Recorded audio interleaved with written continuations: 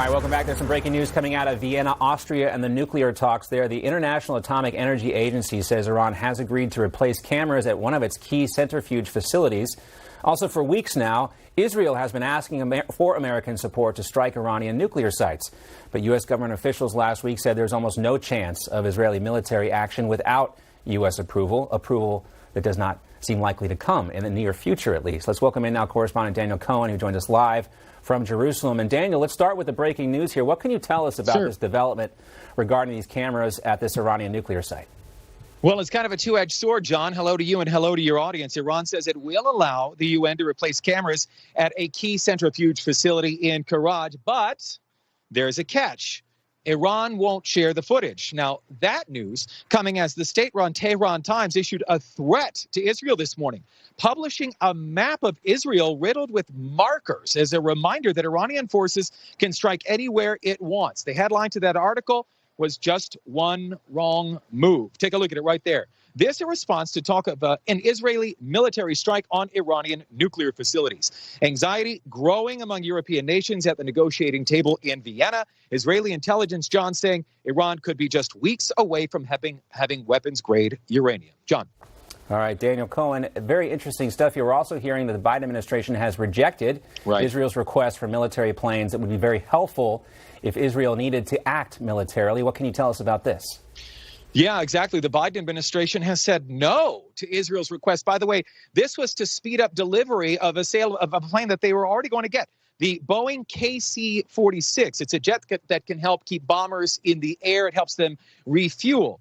Iran is close to 7,000 miles away from Israel, so the KC-46 is critical to any military response to Iran. Two jets supposed to be delivered in the next few years to replace the Israeli Air Force's 50-year-old planes. Well, now the administration says the first plane won't be delivered until 2024 at the earliest. Now, here's the thing. It's all about the timing. That's what is key here. The Biden administration may be slowing Israel's military action.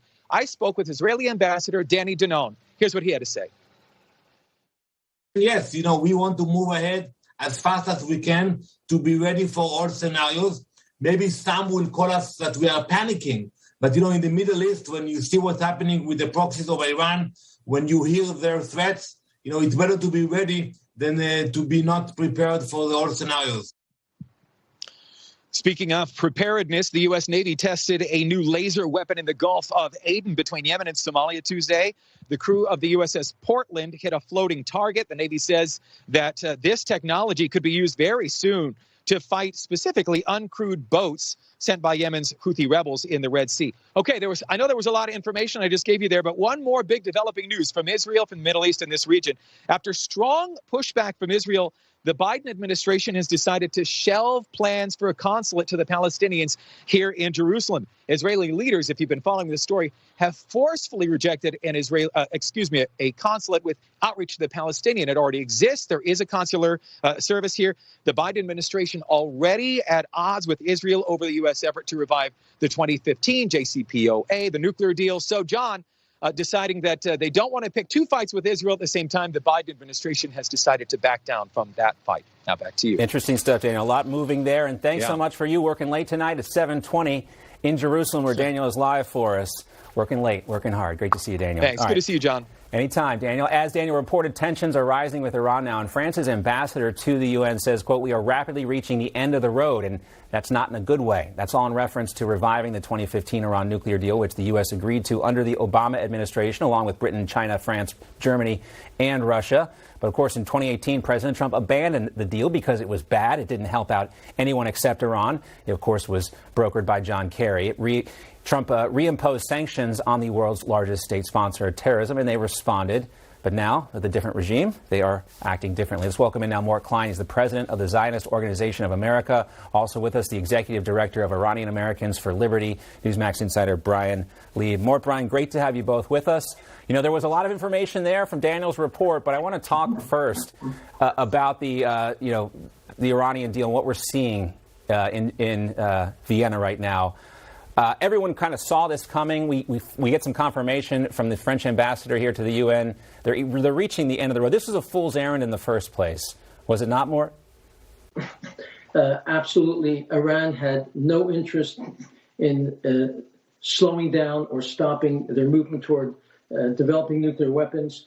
They haven't allowed inspections in the military facilities since day one. That's likely where all the work is being done.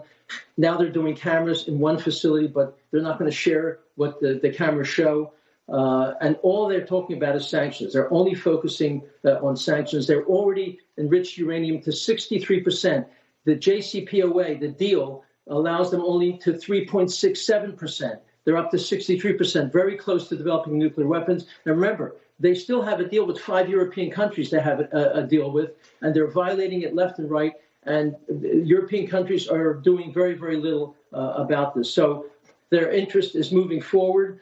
And I've talked to military officials in both Israel and America, and the Israeli officials tell me they don't think America is serious about stopping Iran from getting nuclear weapons. And a proof of that is they're delaying these refueling planes to Israel, which Israel needs to attack Iran. They're not selling them important bunker-busting bombs. So I am deeply frightened about this administration not taking seriously the world's largest terrorist regime in developing nuclear weapons. They have funded over 80% of the Islamic terrorism in the world, and they have developing intercontinental missiles which can reach America with a nuclear warhead. This is dangerous to the United States of America, and the Biden administration is not taking this seriously. They seem to be more supportive of Iran than they are of Israel and even American interests. Mort, your organization, the Zionist Organization of America, as well as Bryan's Iranian Americans for Liberty, you guys both put out a joint statement. I'm going to have Bryan talk a little bit more about that right now, but tell us why you felt like this was so important, Bryan. Well, it's important for a Iranian American and Jewish American group to come together to issue this strong statement to President Biden and to everyone in his administration, because to Mort's point, the Iranian regime they're bad actors. They do not have the best interests of the American people, of Israel, or of our allies, at their heart. And we've got to be tough. We've got to be tough with this regime. And it starts with pivoting back to a maximum pressure campaign that was executed by the previous administration. And it's worth noting that maximum pressure campaign, it was working. The Iranian regime was down to around $3 to $4 billion in international reserves. And based on some reporting last month, we now know that the Iranian regime's international reserves will be either $30 or $40 billion by the end of the year. So that has happened on President Biden's watch. It has happened because he's been projecting weakness from day one towards the Islamic Republic. And he's more interested in appeasing the world's leading state sponsor of terrorism, the world's leading abuser of human rights, and a country that just does not share our values. This is a country that still to this day, John, is chanting death to America, death to Israel, while censoring, murdering, oppressing their own citizens. And you saw the report from Daniel Cohen, a regime-sponsored newspaper this morning, pretty much fired some warning shots and said, we're coming for Israel.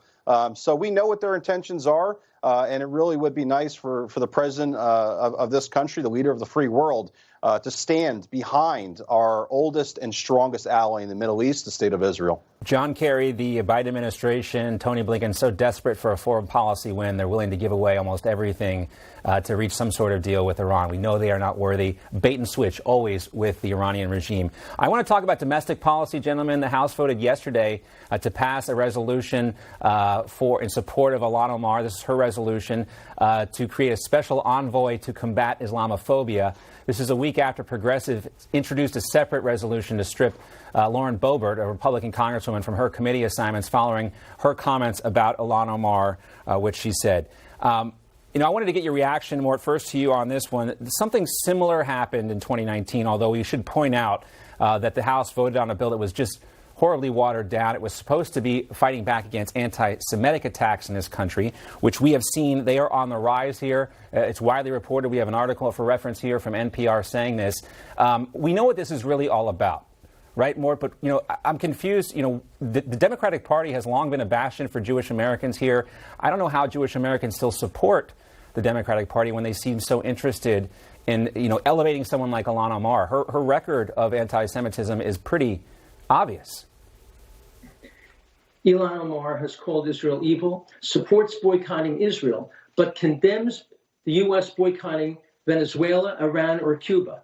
These are anti-American positions. She's even written to judges who were on the verge of sentencing ISIS terrorists, pleading with them to lessen their sentences. This woman is an anti-patriot, and the Democratic Party, I'm sorry to say, instead of condemning her and removing her from every committee she's on, as Republicans have done with inappropriate people in their party, they have defended her and even praised her.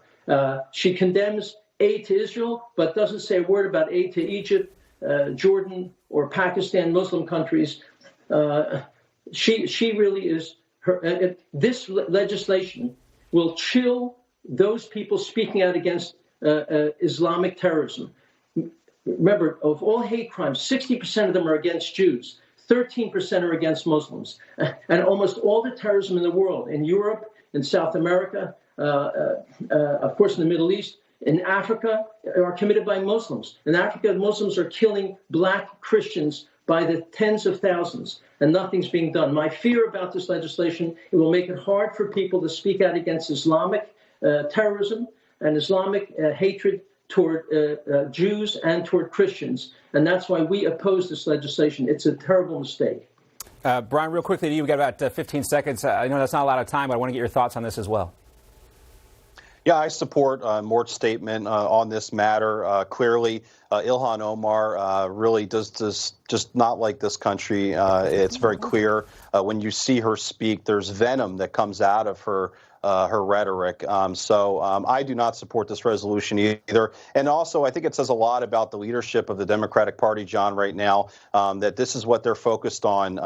They're focused on trying to hurt a real patriot. When I talk about patriots, let's talk about Mark Meadows. This is a man that has served our country with honor, and they are doing everything that they can to drag him through the mud right now while capitulating to the far left progressive base of the Democratic Party. It's deeply shameful, and we need to continue to be loud about this and push back against what's happening to the Democratic Party right now. Yeah, it comes down to priorities, gentlemen. Great to see you, Mort Klein, Bryan Leib. Thanks so much, gentlemen.